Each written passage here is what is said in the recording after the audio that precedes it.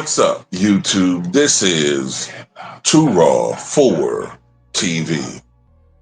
All right, so the Los Angeles Lakers played the Philadelphia 76ers tonight.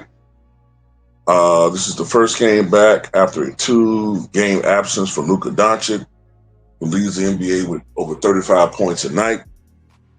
Luka, of course, I believe, went to Slovenia for the birth of his second child. So salute to Luka Doncic on that. The last two games, of course, I think against Toronto, LeBron James, his streak came to an end at 1,297 as far as double-digit scoring streak.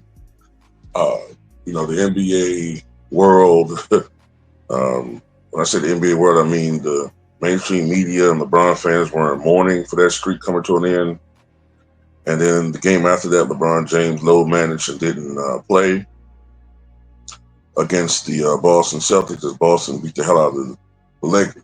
So LeBron comes back and plays when Luka is back, and LeBron got to load manage and rest up for this game, and he came out and shot the ball very well. He had 29 points.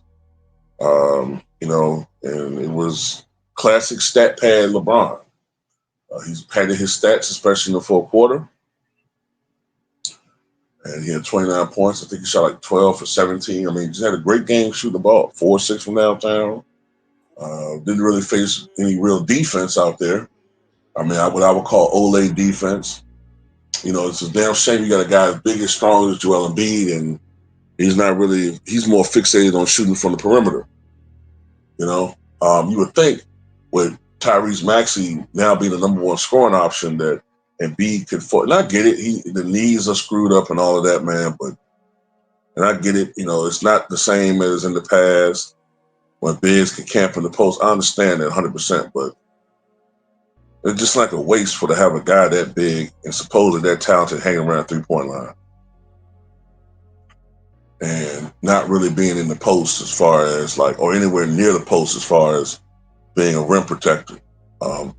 It just didn't really see much of that.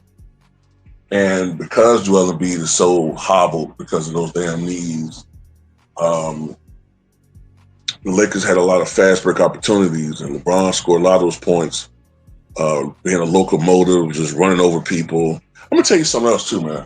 I don't want to ever hear this generation talk about how Dr. J wasn't skilled. Oh, all Dr. J did was go to the hole and dunk and score. That's all LeBron does for the most part.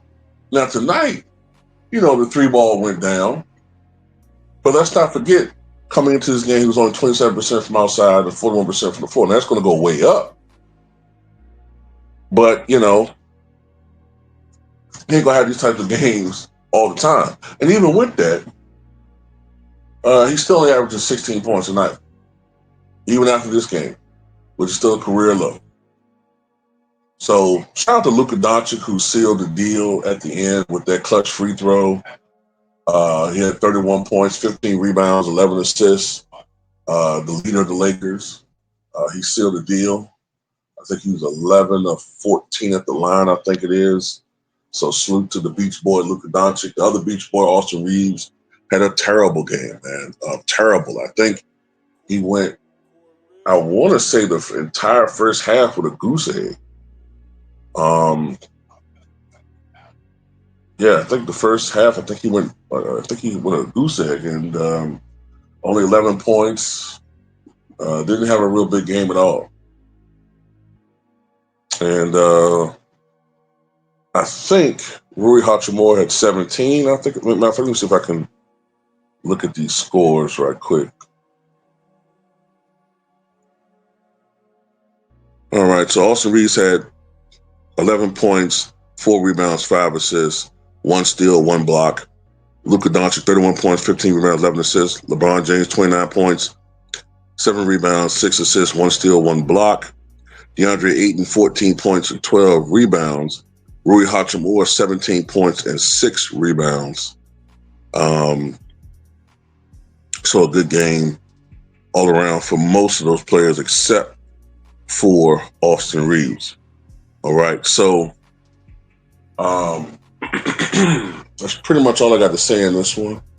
I don't want to make this video too long. I want to draw it out too much. But you know, the leader of the Lakers is back.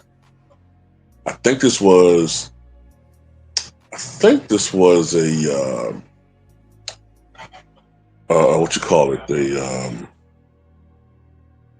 a cup game, NBA Cup game. So I think the Lakers advance. Um, so you know, I don't know whether or not they're gonna win it all in this cup situation. I would think OKC is the favorite, but anyway, you know, I think the Lakers improved to. I think they're 17-6 now. I think they're 17-6, and I think Philly goes down to 11-10. So, was this an impressive victory for the Lakers?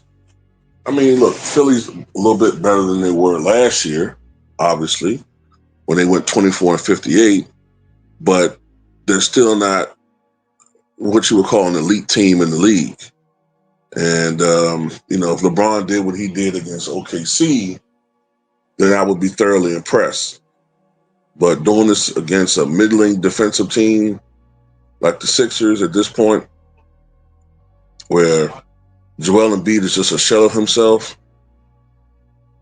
and the defensive intensity in this game, it was there for Luka and Austin Reeves, the defensive intensity, when I was looking at how they were playing them. But with LeBron, I didn't see that same defensive intensity because LeBron is the third option now. He's the weakest link.